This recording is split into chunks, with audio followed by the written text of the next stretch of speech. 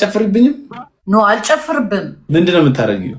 ምንም ኖርማል እንደ ጓደኛ አግኝቼ በሰላም ነው የምለያየው ካንተ ጋር። እስከዛሬ ኖርማል እንደ ጓደኛ ያገኘሽው ሰው አለ እንዴ? እና ያገኘሁትን ነው እንዴ መበዳው እየሄድኩኝ። ኧረ ሞ ተረጋጋ። ለንግግርሽ ኤግዛክት ቃሉን አትጥሩ። እሺ በሳምንት 3 4 ማድረግ አለብኝ አልሽ ግዴታ። እና አንድ ሰው ነው ከአንድ ሰው ጋር ነው እንጂ ከተለያየ ሰው ጋር ነው እንዴ? በዩሮፕ ኑሮ ሰርቶ ደክሞ እንዴት ነው በሳምንት 4 የሚያደርግሽ? ችግር የለም። በጣም ነው የምንከባከበው። እኔ በጣም ነው የምንከባከበው። እግሩን አጥቤ ከእግሩ ጀምሬ ነው ማነቃቃው። ጥፍሩን አጥቤ ብላለች አንዷ። እኔ ደግሞ እግሩን አጥቤ። ስፒችለስ ይላሉ ፈረንጆች። ዋይ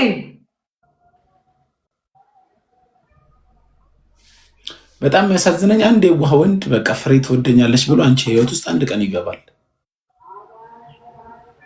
አይ እዚህ የተሳሳተ ወንድ ነው። ፍሬ ትወደኛለች ብሎ ከገባ በራሱ ህይወት ቁማር ኢትዮጵያ ውስጥ ያሉትም ሴቶች እንዳንቺ ናቸው፣ ቁርጥ እንዳንቺ። አንቺ አሁን የኢትዮጵያ ሴቶች መገለጫ ነሽ፣ ግን ወንዱ አይገባውም። ትወደኛለች ብሎ ወርቅ ቀለበት ያደርጋል፣ ሰርፕራይዝ ያደርጋል፣ የ200,000 ብር አበባ ይልካል፣ ሽማግሌ ይልካል። በሆል ታይም ግን ሴቷ ከሌላ ሰው ጋር ስትቋፈር ነው የኖረችው። እኔ አውቃለሁ ፕሮፐር የሚያሳዝኑ እኔ አሁን እንዲህ ክለብ ስሄድ ገና 19 20 ሆነው ቤተሰቦቻቸው እንዴት እንደሚፈቅዱላቸው አላውቅም። ሩም ይዘው ነው ለመጠጣት የሚመጡት። ሲጀመር ገና ይማ ከቤታቸው 9 ሰዓት 10 ሰዓት ሄዳሉ። ሄደው ሆቴል ነው የሚይዙት መጀመሪያ በራሳቸው ገንዘብ። የሚገርመኝ አዎ ጥያቄ ያለው አንዱ እንዴት አወቅ የአውሮፓ ወንዶች ብዙ እንደማያረጉ? ይሄ ትክክል ብላል። ከኮሜንታተር ነው ጥያቄው። ብዙ ምክንያት አለ በደንብ ላያረጉ የሚችሉበት ምክንያት። አንደኛ ደክመዋል። በቪዲዮ ኮል ታፕታፕ አድርጉ እናንተ። አብዛኛው የውጭ ወንድ ደክመዋል። በቪዲዮ ኮል ራሱን በመጠብጠብ ማያገኛትን ሴት ቴጋ እየመቱ። አዎ አዲስ አበባ ያሉ ሴቶች ቺፕ ናቸው። አንድ ሻርክ እዚህ ቢልክ በውስጥ ገብታ ስልኳን ትልክለታለች። እሷ ጋር ይደውላል። እሷ ጋር ደውሎ ቪዲዮ ኮል እሷ ስትጎረጉር ራሱን እየመታ የመጀመሪያ በዛ ወይ ደክሟል። አውሮፓ ያለው ወንድ ወይ ውጭ ሀገር ያለው ወንድ ደካማ ነው። እርዳታ ምናምን ሲባል ጊፍት ከመስጠት አንድ ሴት ቂጧና ጡቷን እዚህ ጥላ ስትመጣ ለእሷ ሰጥቶ በውስጥ ማውራት ነው የሚመቸው። በራሱ ገንዘብ ነው ይመቸው። ሁለተኛ ደግሞ እንደምናስበው አይደለም። ኢትዮጵያ ውስጥ እኛ ሰርተ አንተ ባገኘሃት ድራፍት ጠጥተ ወደ ቤት ትገባለህ። ዩሮፕ ወይ አሜሪካ እንደዛ አይደለም።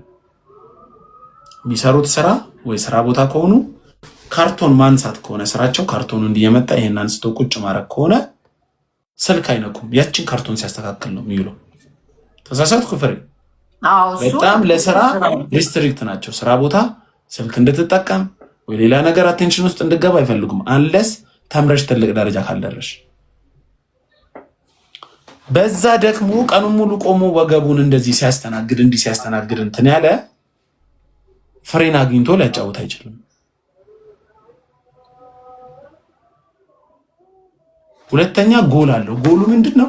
ኢትዮጵያ መጥቶ ማትገባውን ከሱ መልክ ጋር ማትሄድ ቆንጆ ሴት ለማግባት የተመቻቸ ስለሆነ አብዛኞቹ ቆንጆች ኢትዮጵያ ውስጥ የሚያገቡት አህያ የመሰለ ሰው። እኔ ለልጃችሁ እንዴት እንደማትፈሩ ይገርመኛል። መልኩ ያልተስተካከለ አይኑ በዚህ ቦግ በዚህ እንዲሮ እነሱ ማግኘት ስለሚችል ገንዘቡን ነው ሴቭ የሚያደርገው። ገንዘቡን ሴቭ ያደርግና ምን ያደርጋል መሰለሽ? እዚህ ገስት ጌም ያዘጋጃሉ። ሴቶች እንዲህ ቁጭ ቆንጆ ሴቶች የሚሸጡበት እንዲህ ቆንጆ ሴቶች። ጌም የተጫወተ ሁሉ ገላውን ይሸጣል ማለት አይደለም። እዚህ ጋር እየተሳሳቱ ይሸጣል። 90% ይሸጣል። እርግጠኛ ነኝ ልንገርሽ። እንዴት አወቅ? 90% እንደሚቸረችል በምን ታውቃለህ? ይሄ እኮ ጌመሮቹን ዲስሬስፔክት ማድረግ እኮ ነው። ምንም ዲስሬስፔክት ማድረግ አይደለም። ምንም ያለ ሪያሊቲ ነው። ማነው አንድ አሳ ሰጥቶ ደግሞ ገላውን የሚያሳየው? አንቺ እዚህ ቲክቶክ ላይቭ ላይ ሪከርድ ተደርጎ ቪዲዮ ሲለቀቅ አይተሽ አታውቂም? አበባ እየሰጣት ታፕታፕ እያደረጉ ላይክ ራሷ የማያውቁትን የገጠር ልጆችን ታፕታፑ ብር ነው ብለዋቸው ታፕታፕ እያደረጉላቸው ገስት ላይ ገብተው ይሄናው ልቂ ምናምን ይሏቸዋል። ሴቶች ሲያወልቁ ምናምን አይተሻጠቅም ቲክቶክ ላይ? እኔ እንደዚህ አይነት አካባቢ ያለ ሄድኩም ማለት ነው እንጂ አጋጥሞኝ አያውቅም። ስለ ትልልቆቹ የምናወራውን ትልልቅ ጌመር የምንላቸው አለስ በጣም 50 ሺህ ያስገቡት ታፕታፑ በጣም ፌመስ ካልሆኑ ፍሬ አንቺ ለኔ ለምን ሚሊዮን ብር ታወጫለሽ? ለምን 300 ሺህ 400 ሺህ ብር ለምን ለኔ ትልኪኛለሽ? እኔ እንጃ። እኔ በጊፍተር ወይ ማውራት አልፈልግም። እኔ በጣም ተመሳሳይ ሴቷ ለሴት ስትልክ ችግር የለውም፣ እኔ ችግር የለብኝም። ሴት ጊፍተር ለሴት ስትሰጥ ችግር የለብኝም። እኔ እያልኩሽ ያለሁት አሁን ለምሳሌ አንቺ ቆንጆ ሴት ነሽ፣ አዲስ አበባ የምትኖሪ ሴት ነሽ። ያ እኔ መጥቼ ሚሊዮን ገንዘብ በየሳምንቱ ማውጣብሽ ለምንድን ነው? ቅድም ምን ብለሻል? የእናቴ ልጅ ነው ወይ ባሌ የእናቴ ልጅ ነው ወይ? ምንም ሳናቀር የእናቱ ልጅ ናት ወይ? ገጠር እኮ ስንት እንትን የሚለው ሰው አለ እኮ። ይሄኔ እኮ ገጠር ቆርቆሮ የፈረሰበት ሰው አለ እኮ።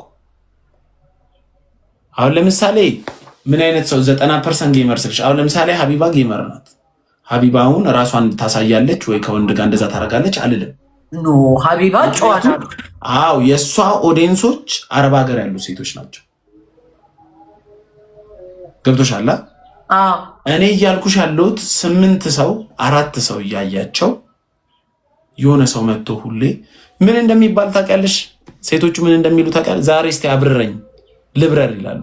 መብረር ምንድን ነው ግን አብርረኝ የሚሉት? ሰምቻለሁ የሆነ ቦታ ጊፍት ጋላሪ ሙላ እላይ ያለውን ለሰው እንትን ለማድረግ ማለት ነው። ለሰው ምን ለማድረግ መሰለሽ? ለሰው እኔ ጌመር ነኝ ብሎ ለማሳየት። አሁን የኔን ጊፍት ጋላሪ ስነኪው 4 ነው ያለው ከ15 ሴቶቹ። አሁን ትንንሽ ጌመሮች ምን ይላሉ? አብረኝ እስቲ። ከዛ እስካበረራትስ በኋላ ለማብረር አሁን ወደ እሱ ከኪሱ ወደ 100 ምናምን ሺህ ብር መውጣት አለበት በየሳምንቱ። እኔ መናገር አልፈልግም በእንደዚህ አይነት ነገር ሞይ ቢካውዝ አም ጌመር ቱ ብዙ ወንዶች ጊፍት ይሰጡኛል ታውቃለህ። ፍሬ ያንቺ አይነት አይደለም ያልኩት። አንቺ አሁን ለሰዎች ኢንተርቴንመንት የሆንሽ ሰው ነሽ። የራስሽን ላይፍ ብታበላሹ ምን ያሁን ኮምፕሊትሊ አንቺ ላይፍ ተበላሽቷል ብዬ ነው የማስበው። የኔ ላይፍ ምኑ ላይ ነው የተበላሸው? በኋላ እመለስበታለሁ። ግን የምታወሪው ነገር የምትደንሽው ነገር ወይ ከሰዎች ጋር የምትፈጥሪው ጸብ ወይ በምናምን ከሆነ ለሰዎች ኢንተርቴንመንት ነሽ። መጥቶ አንድ ሰው ስቆ ሊሰጥሽ ይችላል። እኔ እያልኩሽ ያለሁት ቁጭ ብላ ምንም ሳትናገር እንዲህ ብላ ጌም እየተጮተች ከዛን ስልኳን ታነሳና ሌላኛ ስልኳን ቆይ ሼር ላርግ ለከሊ ብላ ሼር የምታረገው ከሳምንት ሳምንት እላይ ጊፍት ጋላሪያቸው 100 ሺህ 200 ሺህ የሚሞላላቸው ሴቶች የቪዲዮ ኮል ሰለባ ናቸው። ኦኬ ገብቶሻል? ምንም ሳያገኝ አሁን ለምሳሌ እኔ ጋር መጥቶ 900 ሰው አለ። አሁን 800 ሰው ካለ 800 ያየኛል ወይ ደግሞ ስሰጥ ያደንቀኛል ብራቮ እንዲባል ብሎ ሊሰጥ 1000 ሰው ታፕታፕ አድርጉ እስኪ 10 ሺህ አስገቡኛ እንዴ አታፍጡብኝ። እና አብዛኛው ይሄ ለትናንሽ ለጥቃቅን አረ ተው ተው። እኛ እኮ ሌላ ሰው ሲያወራ ስለኛ ሀገር ሴቶች ሌላ ሰው ሲያወራ እንትን ስሙ። እግዚአብሔር በጣም ቆንጆ የሀገራችን ሴቶች በጣም ቆንጆ ናቸው። በጣም ያውቃሉ የሌላ ሀገር ሰዎች ራሱ። ትክክል ነው የምትይው አንቺም ሙሙሽን ትልካለሽ ጊፍት ሲሰጡሽ።